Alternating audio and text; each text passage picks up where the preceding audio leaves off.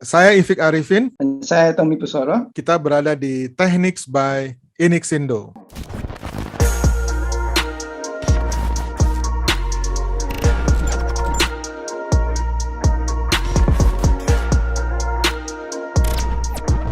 Halo Mas Tommy, apa kabar? Kabar saya baik, terima kasih Ifik. Sehat-sehat aja ya. Juga. Kita kali ini akan berbicara soal teknologi yang macam-macam gitu ya. Tapi kita mulai dulu dari Mas Tommy ya. Saya tahu Mas Tommy ini senior saya tentunya ya. Jadi tentu sudah lebih banyak pengalamannya dari saya sendiri gitu ya di bidang IT. Nah, gimana Mas Tommy, cerita awalnya tuh dari mana kita? Kita mulai dari mana? Setelah lulus SMA ya. Oke, setelah lulus SMA saya itu diajak teman untuk masuk ke dunia IT melalui yang namanya Control Data Institute di Frankfurt, itu tahun 71, di mana saya belajar basicnya IT lah. Dulu namanya belum IT, tapi masih computer programming. Batasnya Datenverarbeitung, jadi pengolahan data namanya. Betul. Itu zaman itu masih dinamakan itu, masih simple, scope-nya masih sedikit karena hanya ada komputer dan workstations gitu. Itu masih pakai Lochstreifen tuh ya, yang punch card ya. Iya, dimulai dengan punch card. Punch card 80 kolom di mana kita bikin program, kita punch dulu, kita susun, itu dibaca oleh sistem. Jadi dulu Mas Tommy sekolah di situ ya. Di situ belajar apa aja tuh? Ya. Belajar sistem analis atau programming atau apa yang dipelajari itu Mas Tommy? Di situ hanya programming. Jadi kita dulu belajar ada 3 bahasa. Ada assembler, Fortran, sama COBOL. Ya, itu 3 bahasa yang mengerikan semua. Bahasa awal. Ya, tapi yang assemblernya assembler IBM mainframe ya, atau S36. Assemblernya assembler apa itu? Belum, itu saya tahunya assembler dari Control Data Corporation karena itu CDC ya, jadi Control Data Institute. Saya belum kenal merek lain kecuali Control Data. Nah, itulah saya tahu assembler. Ya. Kemudian ada COBOL ya. Dan yang Fortran juga, tapi saya juga nggak terlalu Fortran dulu. Fortran dulu dan terakhir COBOL, dan itu paling membekas di saya karena mungkin zaman itu yang laku dijual itu COBOL ya. Jadi saya tuh lakunya nggak tahu COBOL. COBOL itu sudah lama loh, Mas. Setahu saya tahun 59 dia sudah ada ya. Betul. 59. Tahun 59 di-create oleh Codazil ya. Terus kemudian Codazil nama grupnya ya. Standarisasi. Ya. Grupnya Codazil, ada orang Amerika dan cowok cewek adalah gitu. Nah, itu yang mereka ini, jadi COBOL itu singkatan dari Common Oriented Business Language. Jadi emang programming language yang ditujukan untuk bisnis waktu itu ya. Fortran untuk matematik, untuk statistik gitu ya. Nah, untuk ngitung-ngitung lah, kalkulasi. Betul, hitung-hitungan, ya, scientific. Kalau untuk bisnisnya pakai itulah COBOL. Yang bisnis adalah COBOL. Nah, COBOL ini yang bawa saya kemana-mana dan sampai sekarang masih senang sekali ngutang-ngutik COBOL gitu. Sampai sekarang. Sekarang. Tapi nanti kita bicara itu nanti. Lalu di Control Data di Frankfurt ya, enak kotanya ya, Frankfurt ya. Frankfurt. Saya cukup terkesan tinggal di sana setahun lebih, hampir 2 tahun lah ya. 2 tahun. Frankfurt am Rhein, ada sungainya namanya Main ya, Sungai Main ya. Sering nongkrong di situ Mas, di sungai. Enggak, kita namanya juga anak-anak mahasiswa dapat duit dari bokap. Ya cuman paling hari biasa ke sekolah, Sabtu Minggu di rumah. Nah, masak nasi goreng sendiri, nggak lebih dari itu. Anak di perantauan ya Mas ya. Anak di perantauan ya. Ya tahu. Oke. Lalu setelah dari Frankfurt itu kemana Mas? Setelah lalu dari CDI, Control Data Institute. Saya akhirnya ke negeri Belanda. Jadi saya itu mulai karir kerjanya itu di Belanda, mulai dari perusahaan. Di Belanda. Volmac. di Belanda. Ya. Itu Nggak jauh ya sebetulnya ya dari Frankfurt ke Amsterdam itu nggak jauh ya. Enggak, karena kebetulan ayah saya itu ditempatkan di Belanda saat itu. Saya lulus Oh, SMA, terus saya ke Frankfurt aja deh, nggak usah jauh-jauh. Nah, ya. akhirnya saya kembali ke Belanda, ya masih sama orang tua di situ tinggal. Oh, enak sekali. Ya, ya iya, Enak banget. Lalu Mas, berarti udah iya sama di orang tua Formark udah itu masak perusahaan pertama. dimasakin ya, baju dicuciin, disetrikain, Itu semuanya enak dong. izin, betul. Itulah kita manfaatkan lah waktu itu. Hmm. Ya. Lalu kerja di Frankfurt, di Amsterdam. Nah, saya di kota Rotterdam namanya. Rotterdam itu Rotterdam, oke. Volmaak, Rotterdam. Terus dari situ saya belajar teknik programming yang lebih dalam daripada waktu di Frankfurt. CDI, dan saya di situ belajar juga sistem analisis. Jadi di Nah, Volmaak itu ini ya. di Ya, perusahaan ya, kecil. ya, ya. Ya, karena tanpa itu mungkin kurang berkembang lah ya. Jadi saya dapat Betul. beruntung bisa diajarin situ. Ya. Untuk akhirnya tampil lebih berani, ya, di-hire oleh Philips Elektrologica Nederland. Philips, wah, ya. Philips yang Terang terus terang ya Mas ya. Terang terus terang. Iya, itulah. Jadi, lalu. Dari Philips itu berapa tahun saya lupa, sampai akhirnya saya kembali ke Indonesia tahun 75. 75 di Indonesia, ya. Kemudian mulai di Indonesia kerja di Pertamina MSD untuk sebentar. Pertamina dulu ya, perusahaan minyak ya. Pertamina juga di komputer, kemudian di Olivetti, nama PT Abadi Kurnia Murni, distributor dari PT Abadi Kurnia Murni, yaitu representatif ya, dari Olivetti ya. Olivetti di Tanah Abang 2. Dan setelah itu saya terus di hire oleh Total Indonesia, perusahaan minyak. Total Indonesia, perusahaan minyak ya. Iya. Itu di mana tuh Total Indonesia? Dulu kantornya di mana ya? Saya lupa juga. Waktu itu berkantor di Hotel Borobudur. Hotel Borobudur ya, tentang Perancis dulu kan. Lantai. Ada hubungannya sama Perancis tuh Hotel Borobudur. Iya. Mereka sewa di situ, di belakang. Ya. Terus tahun 78 saya tuh ingat saya di hire oleh Mitsubishi Kramayuda 3 Berlian. 3 Berlian. Dapat mobil langsung ya. Jadi dapat ya iming-imingnya itu, jadi itu yang bikin saya tertarik, dapat mobil Mitsubishi, jadi manajer di situ tahun 78. Asik. Terus ngebangun IT di situ. Oke. Bangun IT ya. Nah, disitulah saya tuh mulai kenal IBM.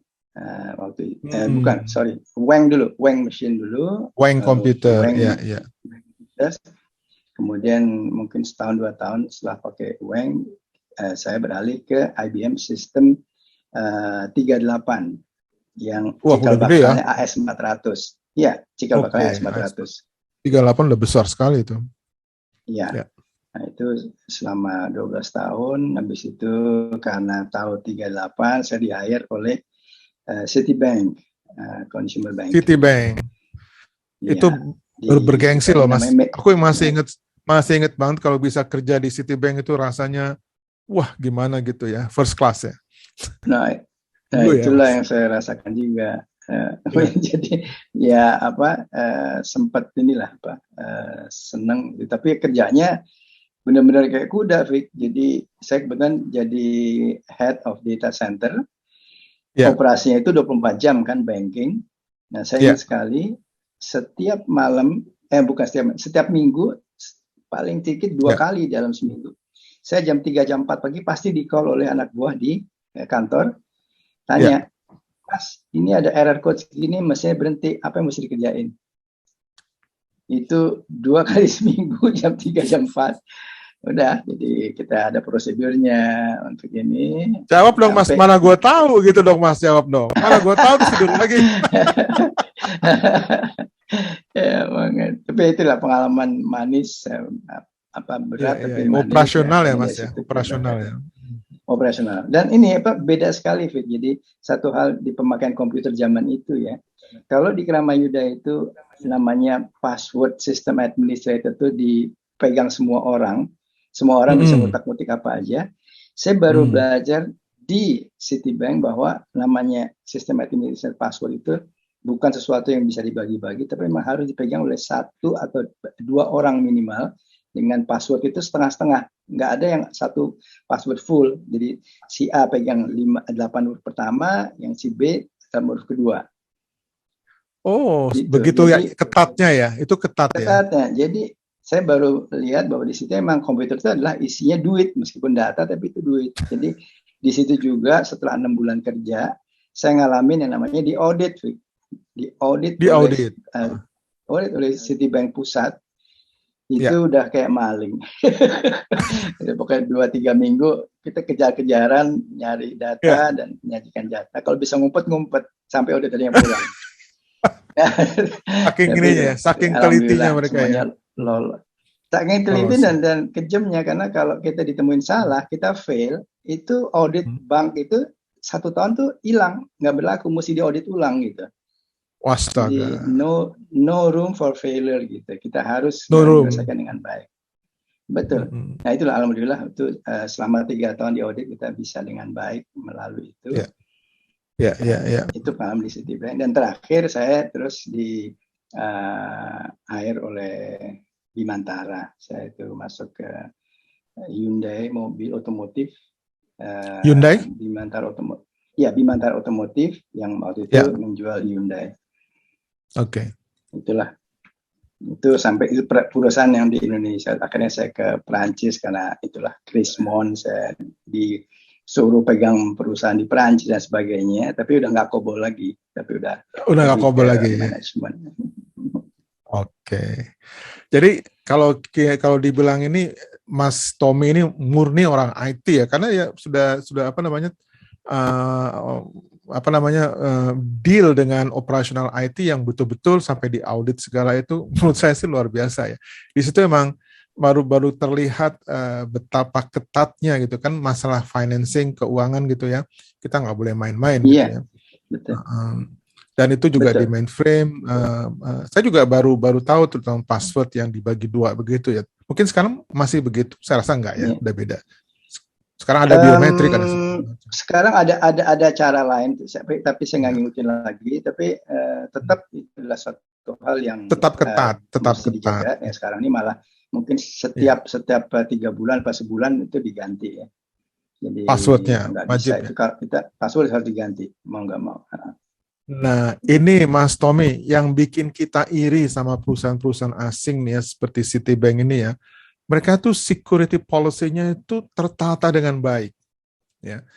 Di mana kita di Indonesia ini masih banyak, walaupun besar perusahaannya, masih banyak yang amburadul gitu ya. Jadi mungkin kita emang masih mesti belajar gitu ya, bahwa security policy ini tentu aset perusahaan apa yang harus dilindungi, kemudian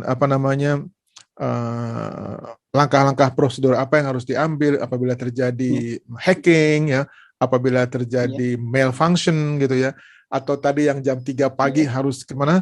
Harus ke kantor. Nah itu kalau dipanggil kayak Citibank itu udah ditata itunya loh. Ini kalau begini, kalau ini begini. Jadi orang tuh nggak nanya-nanya lagi. Dia udah tahu apa yang harus dilakukan. Betul begitu, Mas? Iya.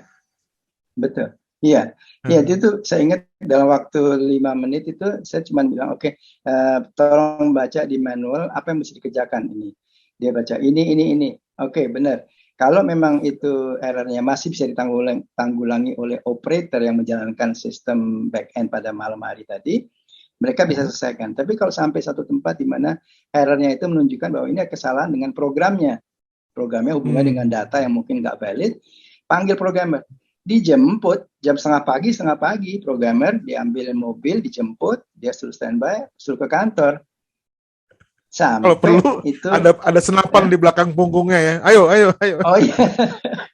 Ya, nggak ada cerita tuh. Jadi kita ada gilirannya. Siapa yang jam ini mesti standby.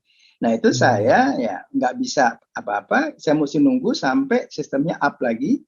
Kalau udah aman Mas, sudah jalan, baru saya tidur gitu. Ya. Itu yang terjadi setiap Tapi ya itu dua kali dalam berkesan seminggu. ya, ada seninya juga ya, kayak gitu ya. Iya, ya, Itu harus gitu. error-error apa yang sering coding error atau kesalahan manusia atau apa tuh Mas biasanya yang sering terjadi Jadi, kalau yang saya ingat itu kebanyakan ada dua hal. Satu adalah yang paling sering itu membludaknya jumlah data. Jadi banyaknya jumlah over data yang overflow. di handle itu overflow sehingga sistemnya nggak bisa handle lagi. Sampai pada Iya, iya, iya. puncaknya satu hari saya ingat saya Hah? sampai harus panggil IBM teknisi Hmm. untuk tanyakan gimana caranya begini. IBM pun nggak bisa, mereka panggil orang dari Australia. Nah, itulah yang terjadi sampai mereka akhirnya pagi-pagi subuh baru bisa menjalankan sistem itu kembali karena itu secara hardware yang mesti mereka perbaiki. Dan itulah itu yang terjadi, tapi itu Iya, pengalaman iya, yang iya. sangat mengesankan. Iyalah, kalau datanya banyak, memorinya kurang besar, mau ditaruh di mana datanya kan? Panik kan komputernya kan? Itu komputernya Itu bengong dia nggak tahu mana dia berarti. panik, dia panik Mas. Mau taruh di mana nih datanya? Maka datanya kita gitu. Oke. Nah, jadi setelah itu Mas Tommy masih berhubungan dengan COBOL. COBOL ini yang tadi singkatan apa? Common Object Business Language. Apa namanya singkatannya Mas? Objek common business oriented language. Ya. Itu dibuat Di tahun situ dipakai 59 oleh Kodazil. Ya. Itu dikembangkan terus sampai sekarang ya Mas. Yang saya heran sampai tuh sekarang. waktu kita pernah ngobrol sebelumnya dan Mas Tommy bilang sama saya masih deal dengan COBOL. Saya sebenarnya kaget Mas. Seriously gitu ya, karena saya menganggap COBOL itu dinosaurus gitu ya. Ini bahasa yang apa namanya? Saya sendiri pakai COBOL tahun berapa ya? Tahun 78 mulai saya pakai COBOL, 80 ya. Saya dulu juga programming COBOL buat apa namanya? Beberapa instansi ya, diantaranya Bulog dulu nggak salah ya, udah lama banget. Itu tetap COBOL karena mereka kan mainannya di mainframe segala macam, segala sesuatu yang hubungannya sama mainframe biasanya COBOL gitu ya, dan jarang yang pakai yang lain. Ada juga RPG untuk IBM Centric, RPG, kemudian apalagi ya, praktis PL1 jarang ya, PL1 juga jarang. Udah jadi lama praktis, sekali udah saya nggak pernah dengar. Praktis COBOL. Nah, saya pikir kira-kira tahun 80, COBOL itu sudah out of date gitu ya. Jadi sudah nggak kedengaran lagi, sehingga saya yakin COBOL programmer itu udah jarang Mas. Nyarinya susah. Nah, gitu. Betul kan? Nah, itu betul. Dan terjadi, ini sorry, saya agak ini sedikit ya. Terjadi krisis di mana di Amerika kalau nggak salah pada saat COVID tahun 2020 itu saya baca soalnya beritanya di mana saya lupa gubernur dari mana ya, dari satu negara bagian, ternyata data COVID itu begitu banyaknya sehingga persis seperti yang Mas Tommy bilang tadi, data overflow sehingga mereka butuh COBOL programmer karena selama ini santai-santai aja. Rupanya aplikasi yang mereka pakai itu under COBOL gitu. Nah, mereka setengah mati Mas katanya nyari orang yang bisa penerbangan COBOL karena memang nggak ada lagi sekolahnya gitu, nggak ada lagi. Mungkin masih ada training. Saya bicara soal sekolah dulu. Jadi itu betul, Frank. Jadi betul sekali bahwa COBOL itu dianggap sebagai dinosaurus, tetapi dinosaurus yang nggak tidur, Frank. Jadi sepertinya kalau saya perhatikan, saya amati aplikasi-aplikasi besar yang dibuat dengan COBOL itu stabil selama ini, jalan di mainframes, sangat stabil, sehingga mereka sangat jarang perlu maintenance gitu. sangat Ya, jarang perlu maintenance, nyaman lah sampai ya. terjadi hal nyaman, sampai Hmm. terjadi hal seperti istimewa seperti COVID ini, overflow data. Nah, Ya. saya juga mengikuti di Amerika itu sampai sekarang mereka masih kesulitan mencari tenaga-tenaga yang bisa dipakai untuk membantu perusahaan dalam programming COBOL. Ada Ya. satu profesor di Amerika, orang hitam namanya Cameron. Cameron ini selalu posting hampir setiap hari di LinkedIn. Dia itu track-track bahwa dia bikin training dan bahkan dia diminta oleh perusahaan-perusahaan besar untuk menyiapkan orang untuk programming COBOL di perusahaan-perusahaan Amerika karena memang dibutuhkan banyak sekali permintaannya. Nah, itu yang terjadi. Nah, ternyata training itu sekarang masih ada lagi khusus untuk mainframe COBOL di IBM dengan operating system Z. Saya nggak tahu itu apa, pokoknya OS Z itu sekarang yang dijalankan di Amerika. OS Z. Masih bisa membaca. Iya, membaca legacy dulu OS2 ya, OS2 mungkin OS2, nyambung betul. lagi OS3, OS4 gitu. Enggak, sekarang A, B, C, D, E udah sampai Z ya sekarang. Z, nah, saya nggak tahu tuh habis ini bagaimana tuh mereka. Jadi bottom line yang saya baca bahwa si COBOL ini adalah satu bahasa yang sangat rapih ya, yang tidak habis ditelan zaman, karena programmingnya bisa dibilang cukup sederhana, bahasa Inggris ya, dan itu begitu stabilnya sampai dia nggak perlu dirubah-rubah, diperbaiki, kecuali kalau ada perubahan ini ya, sistem prosedur dari perusahaannya. Itu mereka jalan dengan baik. Itu tidak aja di banking, tapi juga di airline reservation system itu juga sangat banyak dipakai COBOL. Dan kalau nggak salah angka terakhir saya baca 60% dari mainframe yang ada jalan di dunia itu pakai COBOL masih. Wah, katanya, luar biasa. Katanya. Enggak, saya percaya kok. Saya juga baca ya, 43% aplikasi perbankan dan keuangan. Yeah. Jadi nggak cuma perbankan aja, juga institusi finance gitu ya, financing. Itu 45-33% menurut berita di internet ya. Itu COBOL, Mas. Yeah. Masih COBOL. Oke. Itu saya lihat di situ bahwa billion lines of COBOL code itu masih ada, masih eksis di dunia gitu ya. Dan ini seperti ya, kenapa dia nyaman? Karena tadi Mas Tommy udah bilang mudah.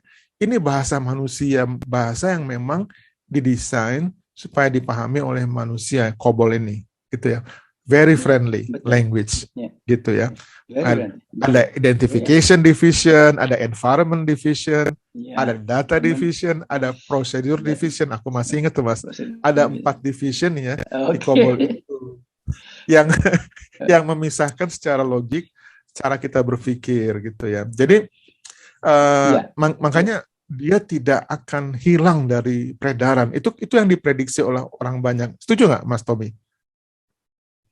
Saya setuju, dan juga dari amatan saya itu kenapa kok banyak perusahaan yang tetap pakai itu, karena umumnya selain stabil, aplikasi yang mereka buat itu begitu besarnya sampai akan memerlukan begitu banyak tahun programming untuk merevisi, memindahkan, apalagi memindahkan ke bahasa lain.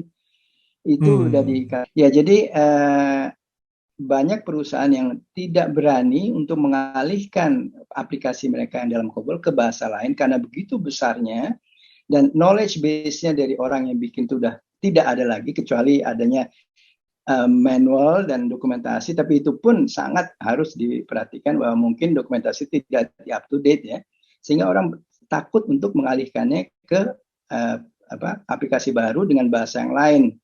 Itu salah satu sebabnya. Tapi menurut saya itu adalah bom waktu ya. Suatu saat ya pasti akan mesti berpindah ke bahasa lain, environment-nya mau nggak mau. Tapi ya itulah, tinggal tunggu waktunya aja gitu. Ya. Nah, itu kan jadi dilema Mas Tommy. Betul. Jadi saya pikir kenapa kok tidak berpindah ke bahasa lain? Karena kan itu aplikasi kebanyakan keuangan kayak general ledger gitu Mas. Begitu dipindahkan kan nggak bisa nafas dia nanti, ya kan? Jadi yang udah nyaman dengan GL-nya itu fundamen dari aplikasi keuangan dia yang merambat kemana-mana itu. Begitu itu ditarik, dari nol lagi bisa amburadul itu operasionalnya kan, gitu kan? Horor. Iya, juga betul. Stakeholder selama ini berpikir bahwa lebih udahlah biarin aja gitu ya, supaya aman Iya. aja gitu. Mungkin seperti Betul. itu akhirnya. Iya. Lalu gimana Mas supaya kenapa Mas Tommy terlibat masih dengan COBOL? Ceritain sedikit deh. Iya, jadi saat saya di Kramayuda Mitsubishi itu ada permintaan dari dealer-dealer atau orang-orang yang jual Mitsubishi, Pak, bikinin dong Pak sistem buat spare part, jualan spare part. Nah, akhirnya di waktu luang saya bikin aplikasi spare part di menggunakan COBOL untuk PC. Nah, itu sampai saya ingat ada 80 hampir 100 usersnya di seluruh Indonesia. Sebelum akhirnya waktu saya keluar dari Kramayuda, mereka beli source code-nya supaya mereka mengelola gitu. Nah, tapi setelah itu masih ada satu perusahaan kecil, tapi besar, omsetnya gede, yang pakai sistem saya dari tahun 86 sampai dengan sekarang, Fik. Sampai kira-kira 3 tahun yang lalu mereka bilang, Pak, aplikasi ini kayaknya entar lagi nggak bisa disupport oleh Windowsnya, COBOL-nya. Oh, jadi gimana? Akhirnya saya mesti cari suatu aplikasi yang bisa mengconvert si COBOL tadi untuk bisa jalan di Windows 10 misalnya gitu. Windows. Nah, jadi sekarang ini saya itu dapat aplikasi yang namanya perusahaannya namanya Varian, itu namanya IS COBOL, yang source-nya tetap COBOL, tapi hasil kompilasinya itu bukan lagi objek COBOL, tapi Java. Oh, jadi gitu? tanpa saya tahu dan nggak pernah belajar Java, saya bisa menghasilkan objek Java yang bisa jalan di mana aja. Mau di Linux, Unix, mau di Windows jalan. Nah, itu yang saya sekarang maintain terus, dan karena saya senang ya udah saya kerjakan dengan itu. Keren. Jadi dia sebetulnya menerjemahkan COBOL menjadi Java. Jadi ada cross compiler ya. Kira-kira ada gitu compilernya, betul. Iya. Lalu sukses tuh Mas. Apa nggak ada masalah transisinya pindah ke Java gitu? Pasti ada sedikit banyak juga problem dong untuk sangat ini. Jadi pertama dari logiknya, Vic. Jadi meskipun dia bilang bahwa ini bisa di-convert ke dalam bahasa COBOL yang baru yang bisa di-compile menjadi Java, tapi ada satu hal yang sangat beda, yaitu COBOL itu kan pada awalnya intinya adalah structured ya. Jadi step-step itu dari awal sampai akhir itu tertata, dan kita nggak bisa loncat-loncat di tengah. Tapi programming sekarang itu kita lihat screen aja. Screen bisa diklik sebelah atas, sebelah kiri, sebelah bawah, sebelah ujung sana. Itu kita mesti bisa deteksi. Nah, COBOL dulu nggak bisa. Nah, tapi si Varian ini menemukan cara untuk programming ini, sehingga akhirnya saya mesti sesuaikan itu. Cukup lumayan belajarnya 6 bulan lah, sampai akhirnya berhasil program-program saya dengan tampilan baru jalan dengan cara baru juga gitu. Jadi gambarannya kalau dulu tuh menu, misalnya menu tekan 1, terus keluar menu 1, 2, 3, 4, 5. Saya mesti tekan 4. Nah, kayak gitu. Sekarang nggak, jadi di 1 tuh tiba-tiba orang, saya mau ke yang ini, langsung klik sana, sehingga itu jalan semau dia, kapan dia mau. Nah, itu mesti saya sesuaikan. Tapi ya akhirnya jalan juga. Itulah. Dulu ada hierarki ya, dituntun ya, navigasi ke bawah, ke bawah. Terus kalau mau ke atas, balik dulu. Atas lagi. Dari depan lagi. Betul. Iya, itu. Tapi itu ini logik yang simple, sederhana gitu ya.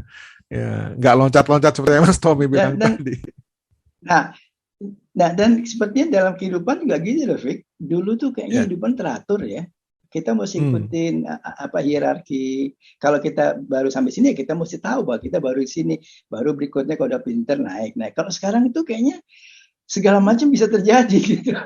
Jadi hidupnya pun jadi loncat sini jadi jadi bukan teknologinya aja ya, bukan coding, kayaknya bukan teknik coding aja. Bukan.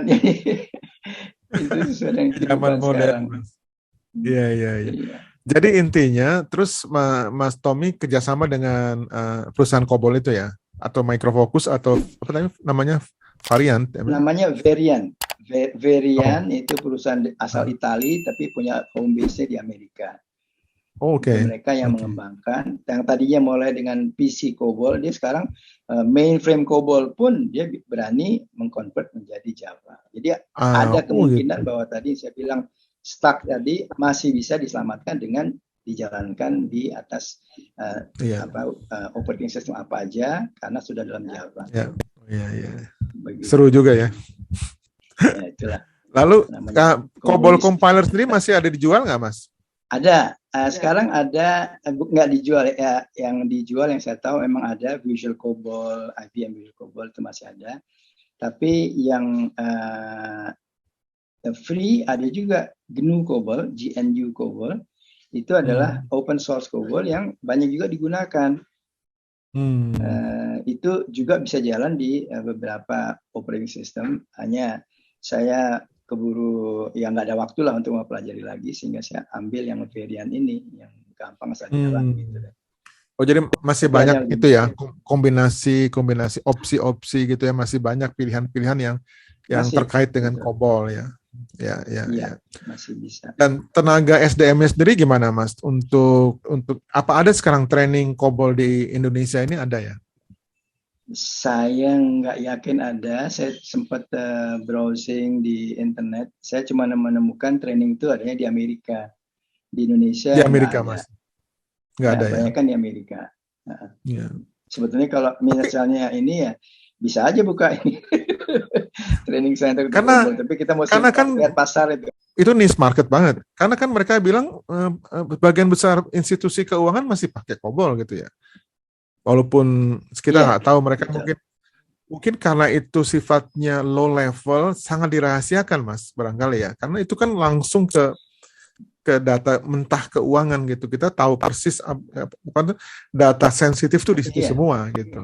Iya, bisa jadi karena itu juga ya. Atau karena kedua, karena mereka juga beli aplikasinya itu dari pusatnya di Amerika atau di mana, sehingga kalau ada apa-apa mereka tinggal ketok orang Remote luar itu untuk maintenance, ya, maintain. ya, Itu aja. ya. Sehingga di sini Ya sih. mungkin nggak banyak orang COBOL. Ya kalau orang cari amannya aja, iya mungkin begitu ya. Udahlah remote maintenance-nya, walaupun mungkin mahal ya, Mas. Makanya itu yang mereka harus bayar dan mereka mau. Iya, iya, iya, iya. Lalu kira-kira gimana the future of COBOL itu sendiri menurut Mas Tommy gimana sekarang? Kalau saya lihatnya, selagi perusahaan-perusahaan besar ini masih punya uang buat memaintain legacy system itu dengan uang mereka, mereka nggak akan beralih. Yang akan bikin mereka beralih itu suatu saat di mana si mesin di atas mana aplikasi mereka jalan tidak mensupport lagi. Nah, yang saya tahu sekarang hanya IBM ya yang masih mensupport secara komersial aplikasi-aplikasi besar di dalam COBOL. Tapi suatu saat kalau IBM ogah, udah deh saya nggak mau lagi support COBOL, nah itu baru ada masalah besar tuh. Oh, tapi mungkin nggak usah khawatir, Mas. Sekarang ini IBM revenue-nya katanya sebagian besar dari maintenance. Karena persaingan yang ketat gitu ya. Mereka hidupnya dari maintenance katanya gitu ya. Bisa jadi juga karena kan pastilah cukup besar itu maintenance untuk mainframe itu kan. COBOL yang masih billion jutaan line of code ditulis dalam COBOL masih ada gitu ya. Jadi sebetulnya memang ya, seru juga ya. Jadi kalau kita ingat di museum gitu ya, ini COBOL sebenarnya udah masuk museum ya, Mas. Dia itu lebih tua dari Algol 60 kan. Algol itu kan tahun 60 dia. Algoritma kemudian tuh, betul. Ya, kemudian terus ada lagi setelah Algol itu ada Pascal, ya kan? Orang Swiss yang bikin tuh si Niklaus Wirth, Profesor Niklaus Wirth dia bikin Pascal.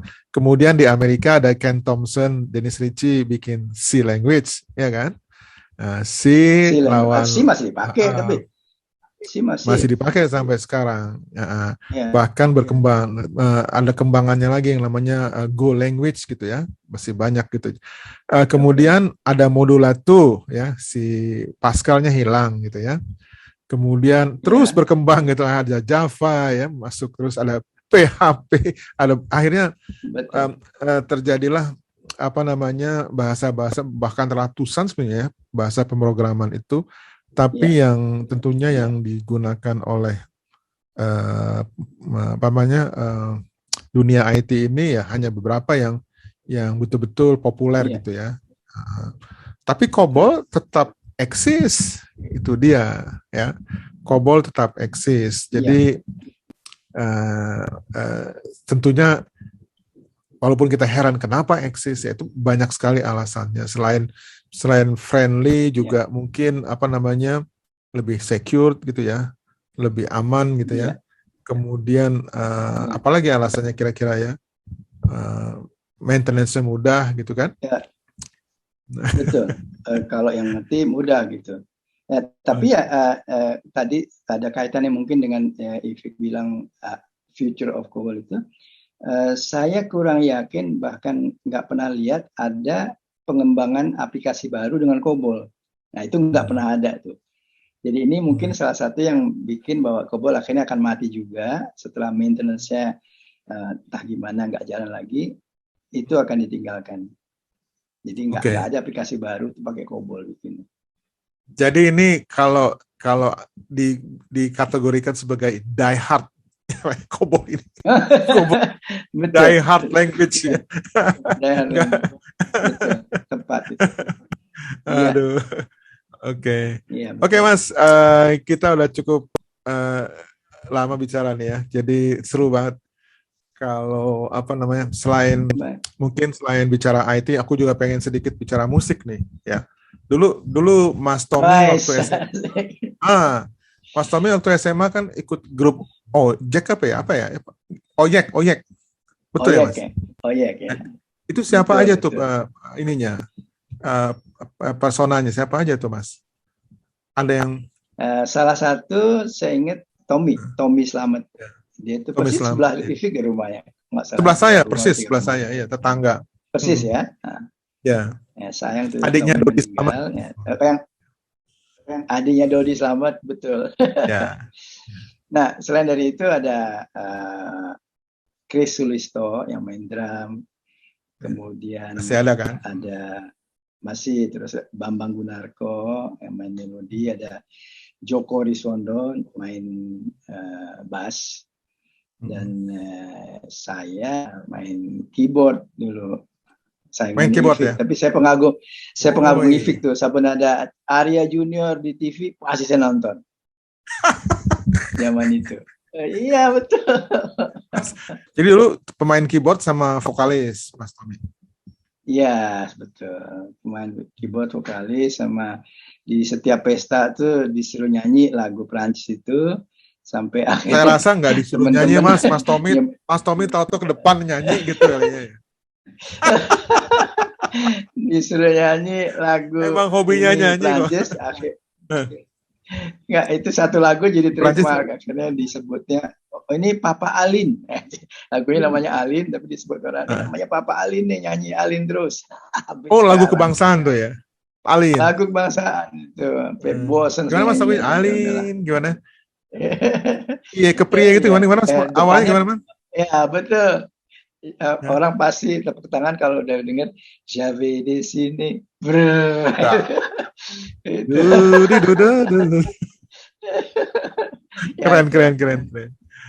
Oke, nanti kita mesti main bareng nih ya. Kita main bareng nih. Sama The Bandits juga, The Bandits ya. The Bandits, band IT maksud saya, band IT. Iya. Tapi Mas Tommy suaranya bagus kok. Aku seneng banget ya. Nanti terima kasih. Kita nyanyi untuk apa namanya, seni musik untuk S4 misalnya ya. Kita kan alumni S4. Iya. Betul. Oke, Mas. Jadi terima kasih banyak sebelumnya. Sampai ketemu lagi. Thank you. Sama-sama, Ving. Saya terima kasih juga kesempatan. Yes, you're Sehat welcome. selalu. Dan sekarang kita salam Yes. kompeten ya. 1, 2, 3. Salam kompeten. Salam kompeten.